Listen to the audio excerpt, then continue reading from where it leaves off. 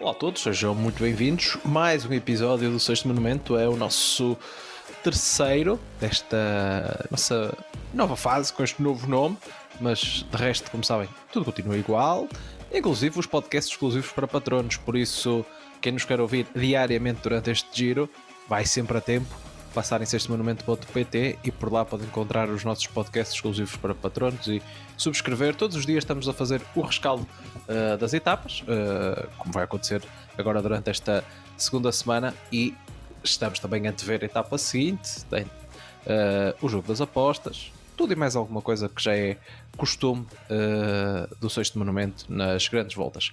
Para me fazer companhia no dia de hoje, conto com Rui Ribeiro.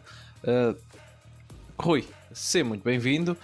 Foi uma primeira semana de giro que foi, acho que eu ia dizer, do encontro às nossas perspectivas no termos do domínio do Tadej Pogačar da classificação geral, mas acho que em termos de etapas entretidas foi bem além das nossas expectativas. Olá David, olá a todos os nossos estimados ouvintes.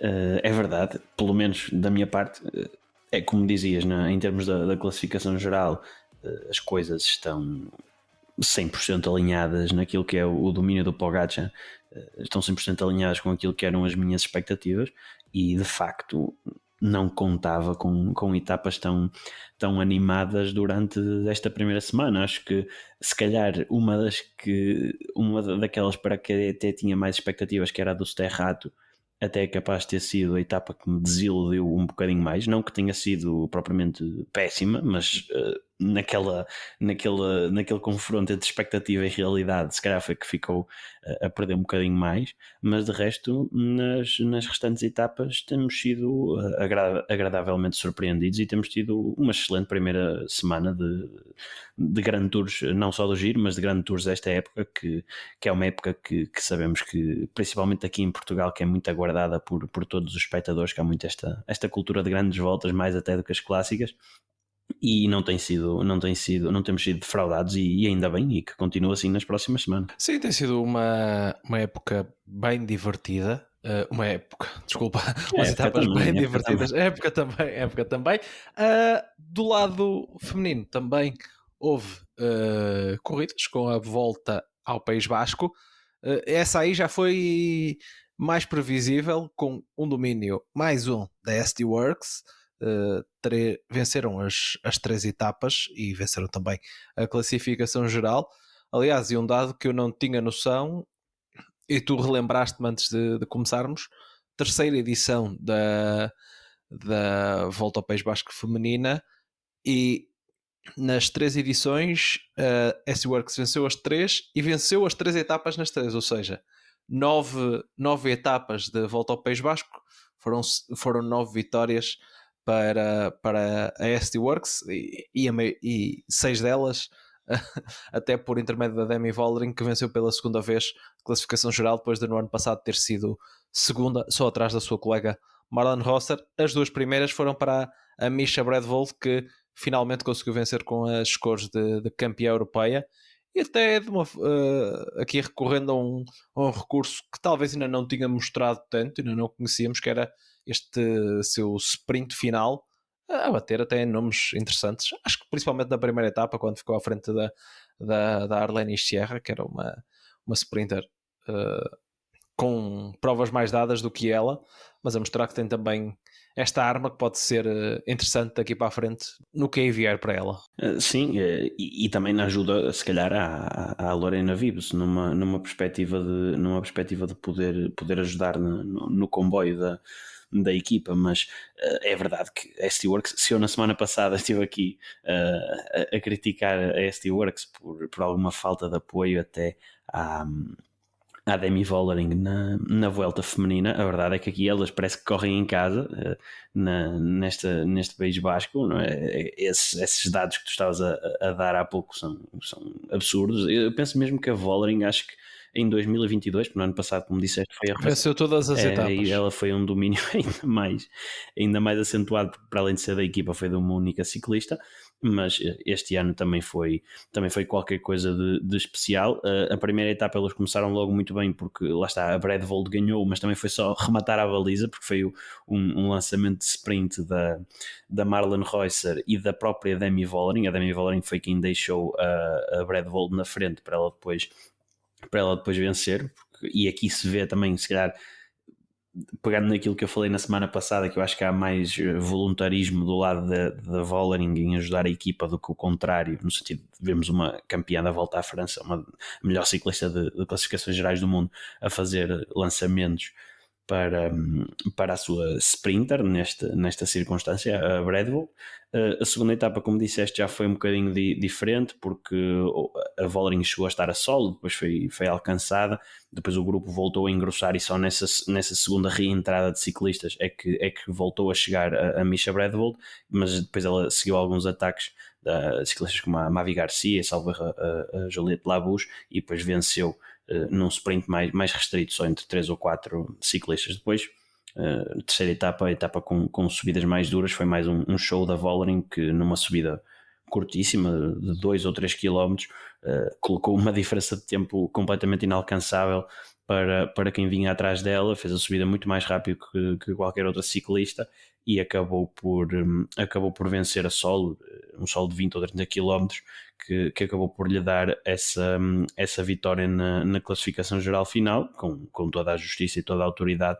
E é esse domínio da SD Works, quando estão todas focadas com o mesmo objetivo e com esse foco bem alinhado, acabam por não dar hipótese a ninguém. É certo que não estavam aqui, se calhar, todas as melhores ciclistas, como vimos na Vuelta feminina, e como veremos dentro de pouco tempo no Giro também, mas ainda assim há muitas ciclistas que fazem esta trilogia de provas por etapas em Espanha, porque a seguir vamos ter a Volta a Burgos, salvo erro, que também é uma corrida do World Tour, e que muitas vezes há ciclistas que fazem as três provas espanholas, e acaba por ter aqui também uma startlist, apesar de não ser fantástica no sentido de ter todas as melhores, tem bastantes delas, e algumas, como a Evita Music, que teve tão bem na Volta à Espanha, acabou aqui por nem sequer acabar por figurar no top 10. Como dizíamos, mais um domínio da SD Works, desta vez sem questões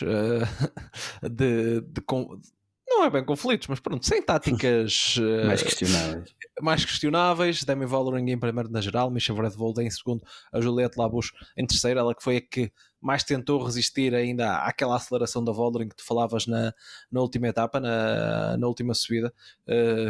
Acho que aquilo era a subida que nós costumamos ver na clássica San Sebastián, mas não tenho a absoluta certeza. E elas que apenas não levaram para casa a camisola da Juventude, até porque provavelmente nem tinham.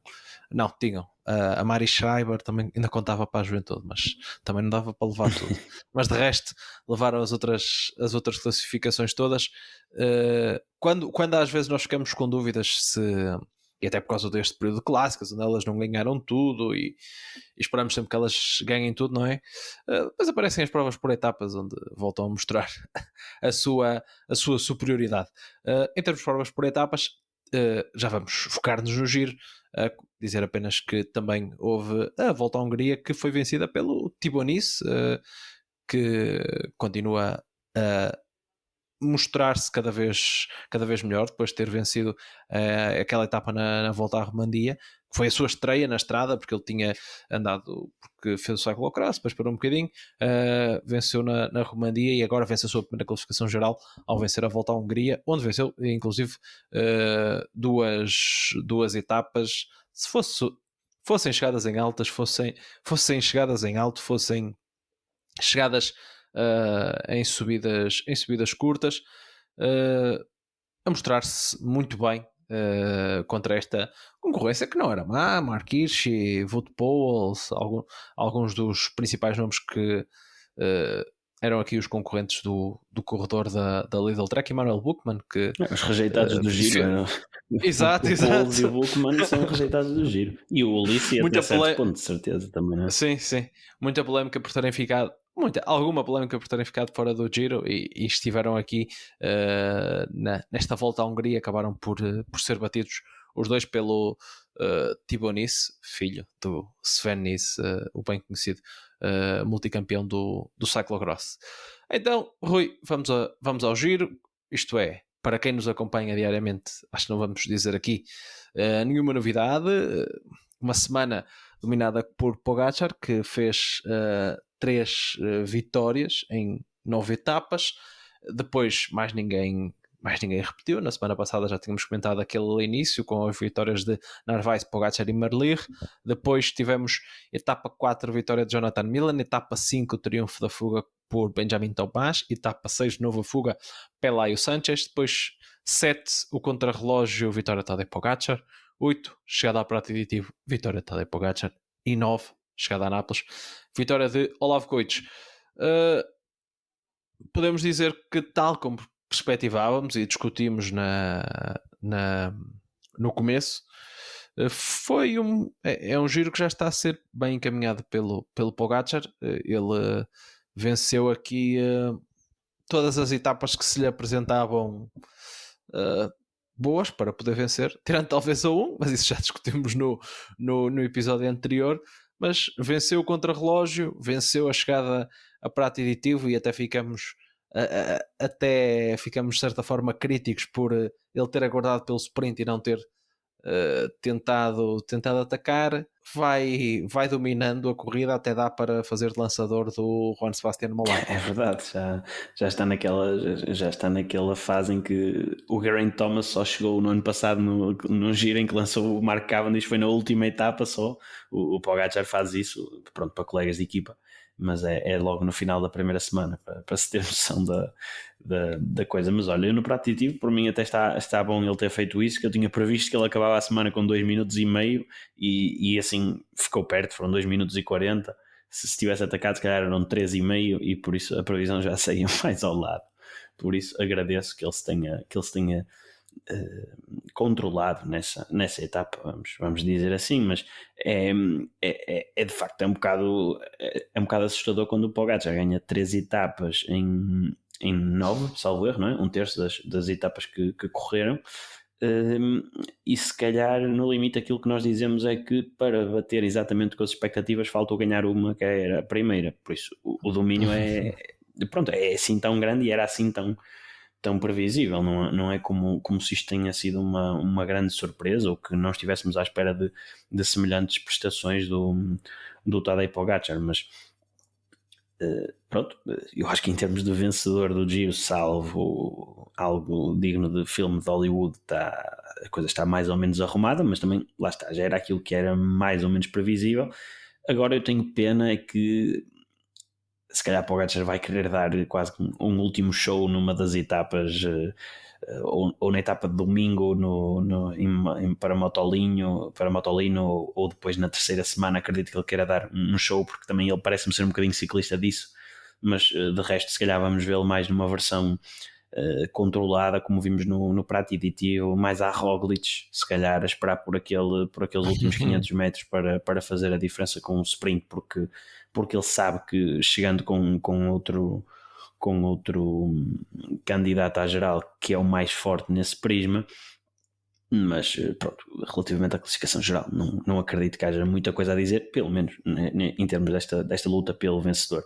Mas de resto temos tido etapas super, super entretidas. A vitória do Milan em Andorra ainda esteve em xeque com aquele ataque do Filippo Ganna na subida do Capo Mele. A vitória da fuga do Benjamin Tomás acho que foi um bocadinho inesperada para muita gente, até da forma como a etapa decorreu. Se calhar a Alpecin da Koenig acabou por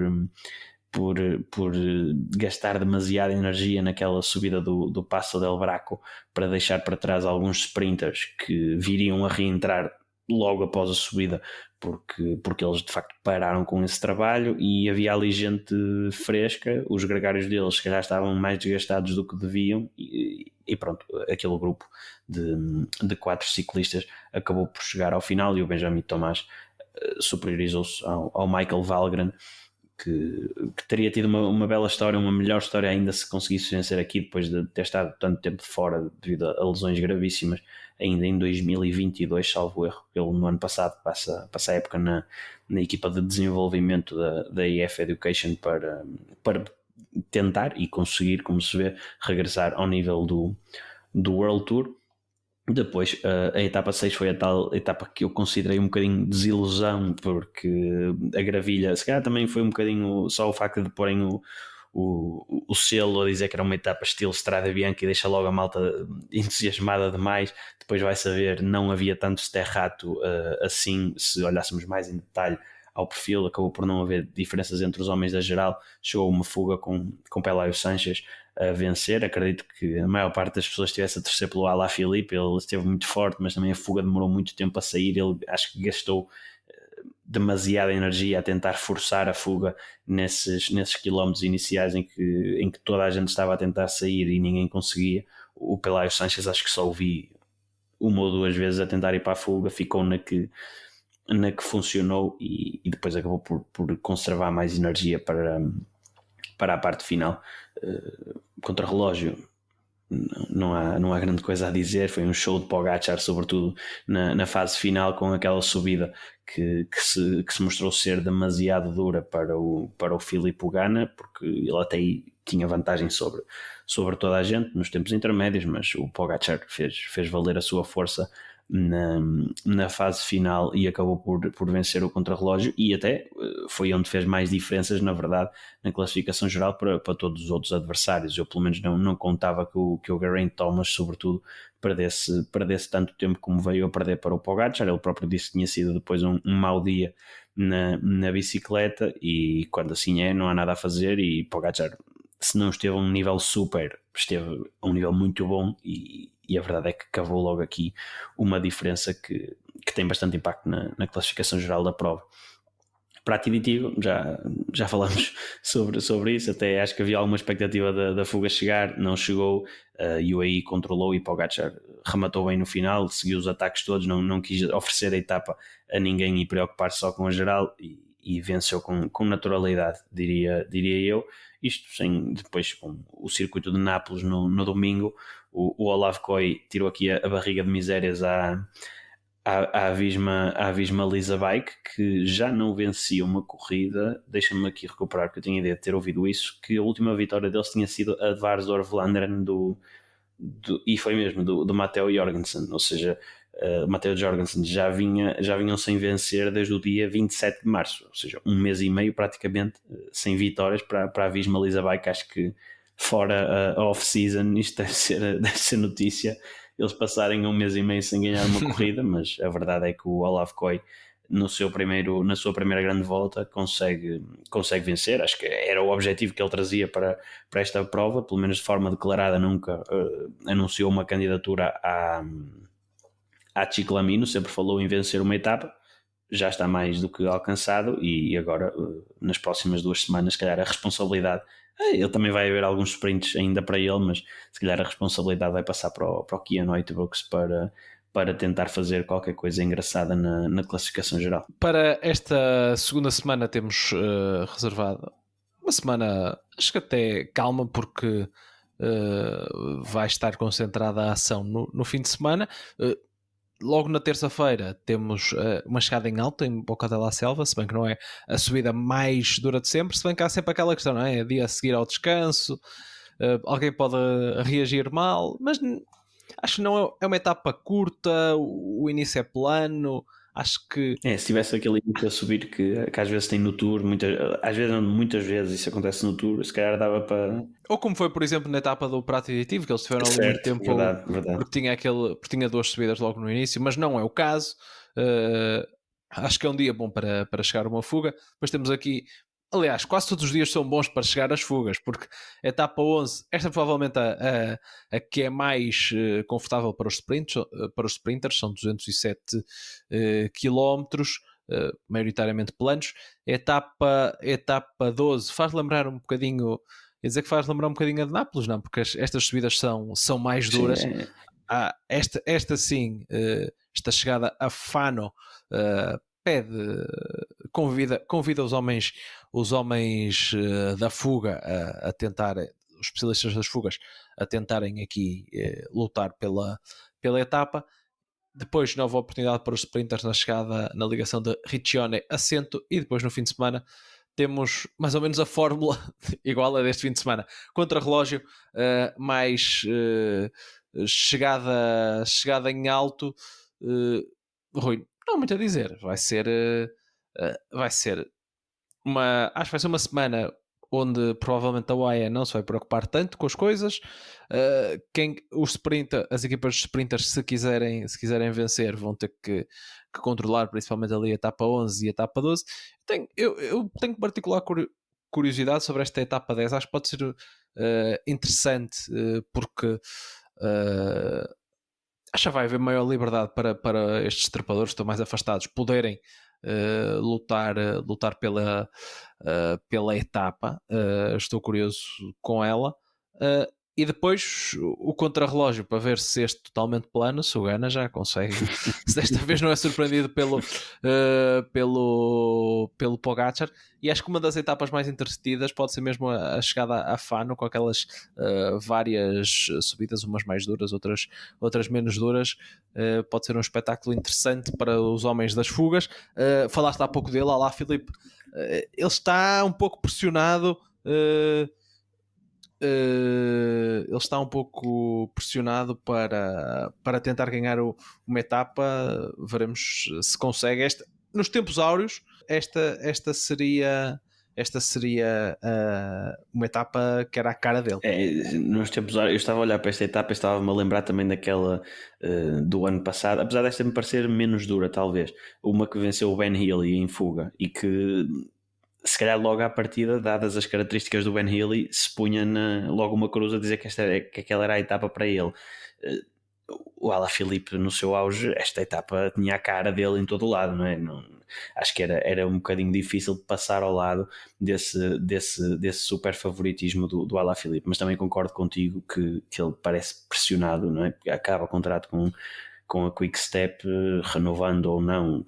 Acredito que não, por todas as polémicas e mais algumas que já se foram passando, quererá fazer um bom contrato, só que não tem dado, e muitas vezes eu também acho que ele se prejudica por causa dessa mesma pressão, porque parece que está sempre a tentar forçar demasiado. Não sei se será este o termo ideal, mas quer estar em todas as fugas, em todo o lado. Ainda nesta última etapa que falava do Olavcoy, do circuito de Nápoles, ele forçou e atacou muitas vezes.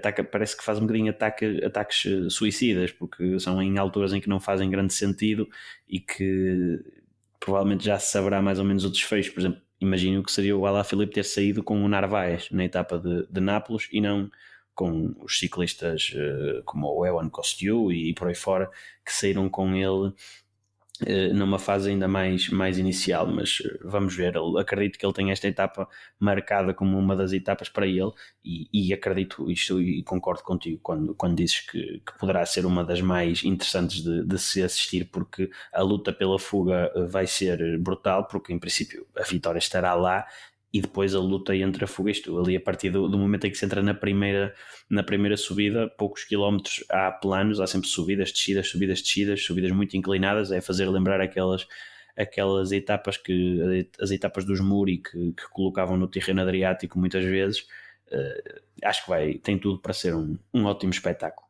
De resto, daquilo que falas, eu por acaso para amanhã, nós estamos a gravar isto na segunda, ou seja, para a etapa 10, sendo uma etapa curta, por acaso eu não sei se não é, e dadas as características da subida, ou seja, não é estupidamente inclinada, são aquelas inclinações que os Novaks, os Mikel Vierges e Grosschartners e Maicas fazem mais do que perfeitamente. Sendo uma etapa curta e com uma fase plana inicial tão grande, se calhar até nem me espantaria muito ver a UAE tentar controlar. Se calhar vai depender um bocadinho de quem for para a fuga, porque se for uma fuga de ciclistas muito afastados na classificação geral, se calhar nem se vão dar ao trabalho, mas dentro das etapas desta semana, se calhar até é aquela que eu vejo mais a UAE a fazer isso. Depois a etapa 11 com chegada à Franca Via Almara também vejo a acabar num sprint, se bem que aquele início tem 2 subidas que apesar de não serem muito duras ainda tem alguma extensão, e se o arranque da etapa for muito duro no sentido de vários ciclistas a quererem ir para a fuga, podem deixar aqui alguns sprinters e algumas equipas de sprinters em piores lençóis, mas depois vai-se entrar em terreno praticamente plano para os últimos 100 km da etapa. Ainda haverá muito tempo para fazer recolagens, mas ainda assim, se houver algumas equipas daquelas que até podiam ter sprinters de segunda linha a tentarem controlar a etapa, se essas equipas colocarem ciclistas na fuga depois e depois não ajudando no pelotão, pode tornar-se aqui alguma armadilha e podemos ver sprinters a sprintarem pelo primeiro posto atrás da fuga, caso queiram marcar pontos para a Ciclamino. Estavas a falar de sprinters e a tocar mesmo nesse assunto, porque foi algo que abordamos quase desde que começamos a falar deste giro, da qualidade dos sprinters presentes, e foi uma primeira semana onde foi dividido por toda a gente as vitórias. Faltou aquela do Benjamin Tomás que ele conseguiu vencer na fuga, mas de resto uma para o Marlir, outra para o Coich, outra para o Milan. O Milan entretanto vai somando mais segundos à sua contagem de segundos no giro, segundos lugares, mas tal como nós discutimos na antevisão, ainda não é um dominador dos sprints neste giro. Não, está tudo bem distribuído. Se calhar esta semana com 2 oportunidades pode dar aqui para virar a balança para um lado ou para o outro, porque entre Marlier, Milan e Coy acredito que andará por estes 3 a vitória nessas 2 etapas, caso haja realmente chegadas ao sprint. Acho que pode ser por aí. Depois na última semana também não há grandes oportunidades. Há a última etapa em Roma e há, salvo erro, uma etapa ali a meio da semana que também poderá ser para os sprinters, mas já sabemos que essas etapas planas da última semana nem sempre assim são.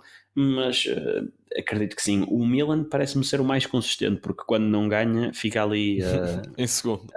Sim, é isso, a bater à porta, não é? E já ganhou os sprints, o sprint atrás da fuga do Tomás. Não ganhou a etapa, mas ganhou esse sprint, e parece-me ser ele o mais consistente, e nesta altura não só por já envergar, mas parece ser aquele que é o maior candidato a vencer mesmo a malha de Ciclamino no final da prova. Agora, há aqui muitos sprinters fantásticos em prova. O próprio Caleb Ewan tem estado sólido. O Caden Groves ainda não conseguiu a vitória, mas nota-se que a equipa tem bastante confiança nele, trabalham imenso para ele, principalmente naqueles dias que podem ser mais duros. E também estará apontado a tentar vencer aqui uma etapa. Vamos ver se esta semana acaba mesmo por desequilibrar a balança ou não, até porque para alguns, principalmente para aqueles que vieram mais com a intenção de vencer uma etapa e não a de Ciclamino, pode mesmo ser a última semana em prova, porque isto a partir de sábado, não é? Sobretudo porque sábado é o contrarrelógio e depois domingo é aquela chegada duríssima a Livigno, em que passam o Mortirolo, ainda que não pelo lado mais difícil como eu desejava. Os ciclistas acredito que agradeçam que seja por este, mas a partir daqui a coisa vai ficar muito dura, e acho que vamos ver o tradicional abandonar dos sprinters, sobretudo aqueles que também tiverem a ida ao Tour marcada para julho. Olhando para o que tem sido este giro e também para o que esperas desta segunda semana, já há alguém em que possas falar que é surpresa, já há desilusões? Quem são os teus... fazendo aquela primeira avaliação clássica do fim da primeira semana e também para encerrarmos, quem é que te surpreendeu, quem é que te desiludiu, quem é que estás com expectativas para ver daqui para a frente? Assim, para já, propriamente desilusões, eu até nem considero que haja assim grande coisa, porque, e falo nisto sobretudo em termos de classificação geral. Mesmo aqueles corredores que começaram com o pé esquerdo já recuperaram um bocadinho, que era o Arensman, o Bardet, agora Certo, focado, mais focado nas está etapas, não é? focado nas etapas, mas já vão começando a carburar um bocadinho melhor. Certo, e aí desses todos que falaste, se calhar eu até apontaria mais para o Arensman, porque foi aquele que não teve, é assim, lá está, as justificações valem o que valem, mas era aquele que não tinha propriamente uma justificação para aquilo que estava, o pai falou nos programas de treino da Ineos, mas isso parece-me um bocado rebuscado, não é? Não acho que o Arensman seja assim vítima de nenhum plano maquiavélico da Ineos para tramar a carreira. Mas os outros, olha, o Bardet que tu falaste teve problemas estomacais, aparentemente. O Lutsenko, entretanto, abandonou. Se calhar esperava-se um bocadinho melhor dele naquela etapa do Prati Aditivo, até pela vitória no Giro da Abruzzo, mas estava doente e abandonou. O Juan Pedro Lopes também perdeu tempo nessa etapa, também aparentemente está com alguma doença. O Pogacar também diz que está doente, mas o Pogacar mesmo doente é o que é. Se calhar a única desilusão que tive um bocadinho foi o Ben O'Connor, que eu acho que se não fosse aquela vontade demasiado forte, e ele próprio admitiu o erro de seguir o Pogacar na etapa do Santuário da Europa, estaria melhor posicionado ainda na classificação geral, mas aí foi mais um erro tático e já discutimos isto até na semana passada, ele próprio o admitiu. De resto, acho que está tudo relativamente em linha com aquilo que eram as expectativas em termos de desilusões. Surpreendido estou pelo Michael Storer, porque me está a parecer que está melhor do que aquilo que eu pensava, está se calhar àquele nível da Vuelta fantástica que fez há uns anos, até mesmo dentro dos homens da classificação geral. Ele no Prati Aditivo foi para a fuga e aguentou-se praticamente até ao final com os homens da classificação geral, ainda fez top 10 na etapa. E também classificaria como surpresa, pelo menos para mim, o giro que está a fazer o Alex Baudin da Decathlon AG2R. Já nada nos pode surpreender na Decathlon AG2R pelo que eles têm feito esta época, mas eu não esperava que o Baudin, ele fez ali o top 10 na volta ao País Basco, mas sempre com resultados modestos. Não fez top 10 em nenhuma etapa e acabou no top 10 da geral. Acho que dá para perceber mais ou menos como foi assim uma corrida, como seria há uns anos, à Zubeldia, não é? Sempre escondida, mas depois lá aparecia no top 10.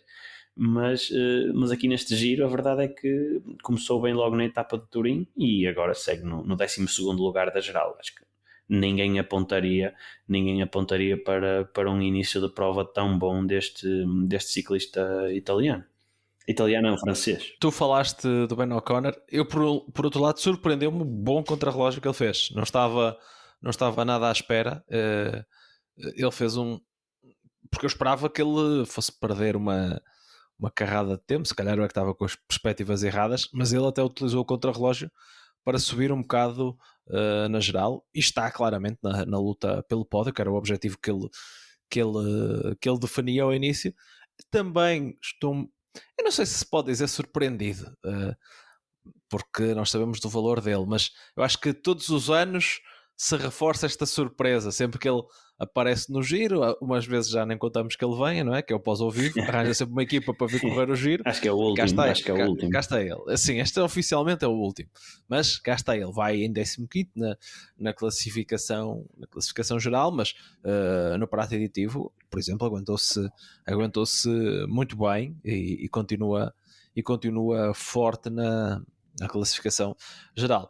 Uma desilusão, não é bem uma desilusão, mas o próprio o Quintana não tem tentado muita coisa, nem nem tem tentado fugas, nem se tem, nem tem ele tido um daqueles esteve na dias. fuga, ou não? No prato, No prato acho aditivo, que sim. no prato aditivo Teve, teve. que sim, não se deu muito por ele, é verdade. Sim. Mas na terceira semana, naquelas. A verdade é que também não há assim grandes etapas em altitude, não é? Mesmo o Stelvio parece que já é mais ou menos certo que não o Que vamos que ter se vai cortar. na terceira semana.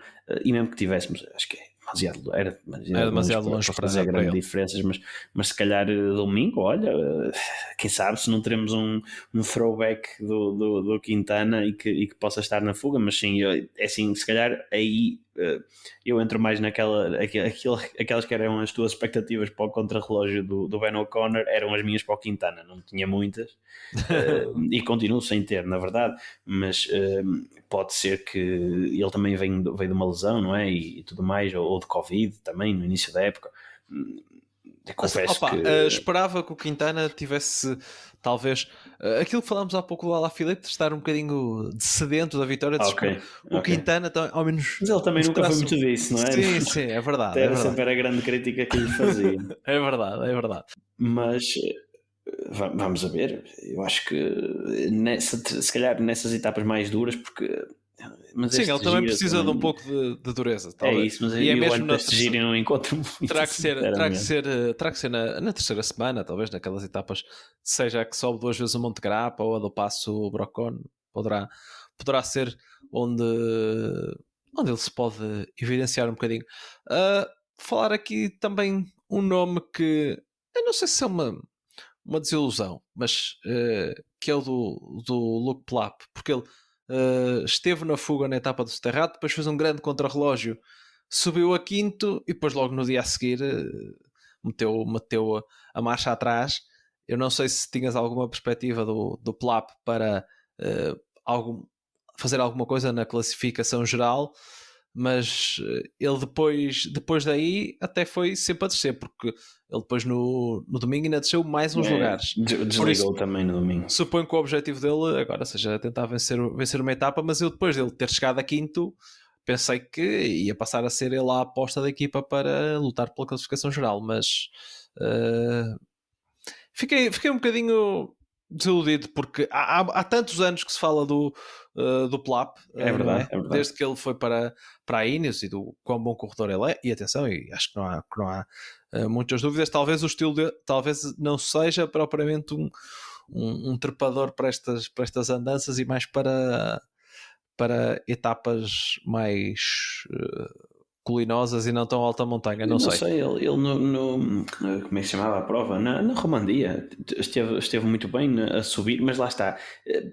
Depois eu acho que o Plap também não consegue ter assim não consegue ter consistência, porque até para se identificar bem que tipo de corredor é que ele é, acaba por não ser fácil, não é? Daí esta nossa conversa que estamos a ter aqui agora até, porque ainda eu acho que não se consegue apontar uma grande característica ao Luke Plap até agora, porque a ideia do contrarrelógio é muito feita, ou dele ser mais contrarrelogista, para mim é muito mais feita através dos resultados nacionais.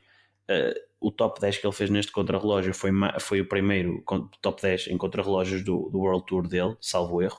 Ele já na Romandia tinha feito um péssimo contrarrelógio, quando até se esperava que ele podia usar isso para alimentar uma possível candidatura à vitória na geral.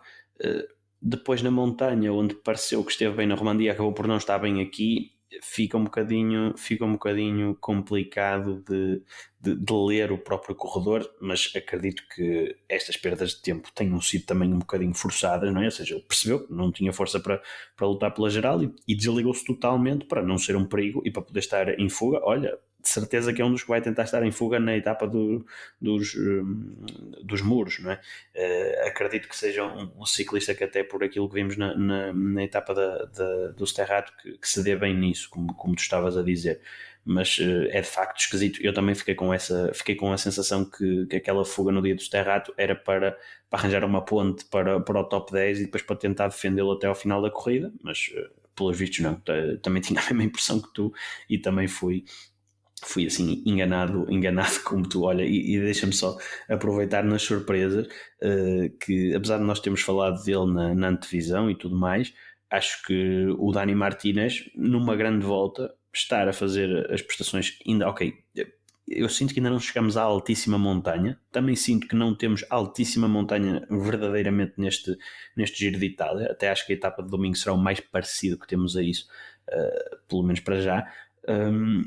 Mas o Dani Martínez estar tão bem na classificação geral nesta altura é uma surpresa super agradável para mim. Se calhar é mesmo dos ares de Itália, porque acho que a melhor grande volta dele teria sido também o Giro em que ele até estava como gregário Do Bernal. do Egan Bernal, exatamente, em 2021. Por isso, até agora, tem estado fantástico o Martínez, nada a apontar, e acredito que vamos ver se ele conseguir manter este nível. São excelentes notícias para ele e para a Bora. Para a Bora, nem tanto, porque eu tenho a ideia que o Martínez assinou um contrato de 1 ano apenas, o que é esquisito, mas pode-lhe dar motivação para se mostrar aqui e para o ano agarrar um bom contrato fora da equipa, porque também já se sabe, né, com Roglic, com Jai Hindley, o espaço não será muito para liderar outras voltas que não os restos que estes dois deixaram. Quanto ao Dani Martínez, realmente ele mantém-se aqui na luta pelo pódio. Veremos se consegue manter, até porque ele tem a arma, ele quando está bem faz sempre bons contrarrelógios, e por isso acho que também tem isso do seu lado. A grande dúvida para mim é na terceira semana, aparecem as etapas mais duras, veremos como é que ele vai estar. Eu ainda estou um pouco na... Eu acho que se tivesse que apostar hoje, eu ainda diria que o O'Connor e o Whitbrooks ainda iam assaltar os dois lugares do pódio ao Martínez e ao Thomas. Não sei porquê. Acho que o O'Connor vai acabar lá. Sim, o O'Connor concordo. O Whitbrooks o Kian eu gostava, mas eu acho que o Kian ele está, ou seja, a 1 minuto do pódio, tens que lhe pôr mais 2, está a 3 minutos do pódio. Sim, por causa do contrarrelógio.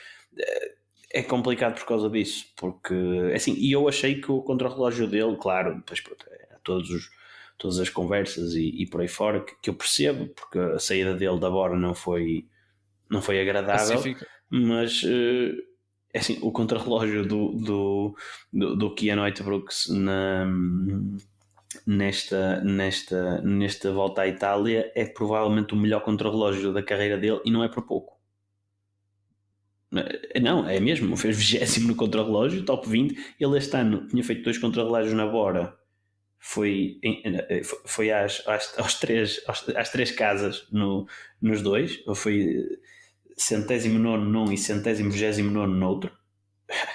Acho que há aqui boas indicações. Na montanha tem estado perfeito em etapas que até acho que não são propriamente a sua cara, porque não há muitas subidas, não há muito desgaste acumulado e por aí fora. Acho que quando isso aparecer, que ele vai estar muito bem. Agora não sei se vai chegar para destronar os lugares do pódio, mas ele na Vuelta no ano passado apareceu muito bem na terceira semana. Vamos ver se a terceira semana aqui é dura o suficiente para empurrar mais para cima na geral, mas a minha convicção no top 5, que na semana passada ainda discuti com a Sofia e com a Paula, continua viva e de boa saúde, parece. Quem nos ouve já sabe que diariamente estamos em sextomonumento.pt para quem é nosso patrono nos ouvir, seja com o rescaldo das etapas, seja também com o Giro Cultural, que é a novidade deste ano, para conversarmos, sempre trazer uma história relacionado com o percurso das etapas. E deixa-me dizer, nesta primeira semana já tivemos de tudo um bocadinho. Já recordamos corridas antigas, já falamos de hóquei em patins, já falamos de terremotos, já falamos do Maradona, já falamos de um presidente lunático, e não foi nenhum de um clube português, por mais surpreendente. Também, olha, aqui em Itália não falta, não é? Olha, e exato, em Nápoles, lá o De Laurentiis, não é? Sim. Em vários sítios. Já falamos tudo e mais alguma coisa. Posso dizer, nesta segunda semana, porque estamos em ano de Jogos Olímpicos, vamos falar de campeões olímpicos.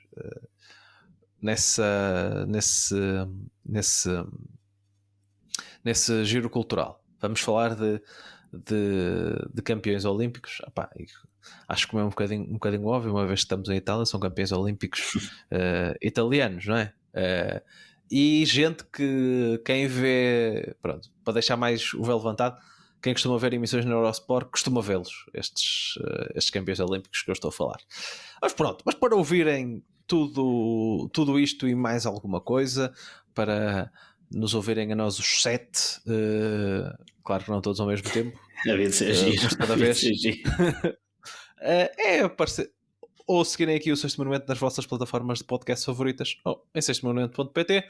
Estamos de volta para a semana com mais novidades do Giro, provavelmente as coisas ainda mais encaminhadas e o Pogačar com uma vantagem ainda maior para o segundo e o terceiro classificado. Até para a semana.